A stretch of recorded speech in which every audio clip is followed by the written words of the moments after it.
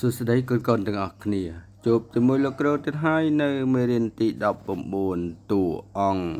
បំណិនចូលអានរឿងនិទានខាងក្រោមនិងកត់ចំណាំតួអង្គក្នុងរឿងឥឡូវកូនពិនិត្យមើលរូបភាពនេះគឺជារូបភាពគេប្រជុំគ្នាស្ដាប់រឿងនិទានអញ្ចឹងដើម្បីកុំឲ្យខាតពេលយូរកូនទាំងអស់គ្នាចុច Subscribe ឬក៏ចុចជាវដើម្បីទទួលបានមេរៀនថ្មីពីលោកគ្រូដើម្បីកុំឲ្យខាតពេលកូនទាំងអស់គ្នាមកធ្វើការអានអត្ថបទអំណានរបស់យើងជាមួយលោកគ្រូតោះចាប់ផ្ដើមរឿងទឹកចិត្តមេមាន់កសិករម្នាក់បានចិញ្ចឹមមេមាន់មួយនិងមេទាមួយមេមាន់ភ្ញាស់បានកូនមួយសម្បុកមេទាក៏ភ្ញាស់បានកូនមួយសម្បុកដែរហើយក៏ចាកចោលកូនទៅមេមាន់ឃើញកូនទាកំព្រាក៏យកមកចិញ្ចឹម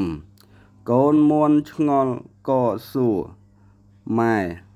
ហេតុអ្វីបានជាម៉ែចិញ្ចឹមកូនទាមេមាន់ឆ្លើយកូនទាកំព្រាវាត្រូវការថែទាំដូចកូនដែរម៉ែចិញ្ចឹមវាព្រោះតែវាក៏មានសិទ្ធិរស់រានមានជីវិតដូចកូនដែរកូនមាន់សួរម៉ែគិតចិញ្ចឹមកូនទារហូតឬមេមាន់ឆ្លើយទេដល់វាគ្រប់អាយុម៉ែឲ្យវាទៅរៀនជាមួយកូនហើយដល់ពេលវាអាចចិញ្ចឹមខ្លួនបានម៉ែឈប់ជួយវាហើយកូនលាន់មាត់យី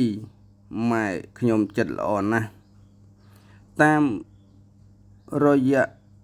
រឿងនិទានខាងលើនេះយើងឃើញមានតួអង្គកសិករមេមាន់កូនមាន់មេទានិងកូនទាបាទក្រោយពីកូនបានអានអត្ថបទជាមួយលោកគ្រូមកកូនដែលពុំទាន់យល់នៃក្នុងអត្ថន័យនៃរឿងនេះកូនចាក់សារឡើងវិញរួចហើយកូនអានម្ដងទៀតជាមួយលោកគ្រូឲ្យបានច្រើនដងច្រើនសារដើម្បីឆាប់ចេះឆាប់ចាំហើយកូនដែលពុំទាន់បានចុច Subscribe កូនចុច Subscribe ចុចជាវនិងចុចសញ្ញាកណ្ដឹងដើម្បីទទួលបាននៅមេរៀនថ្មីពីលោកគ្រូ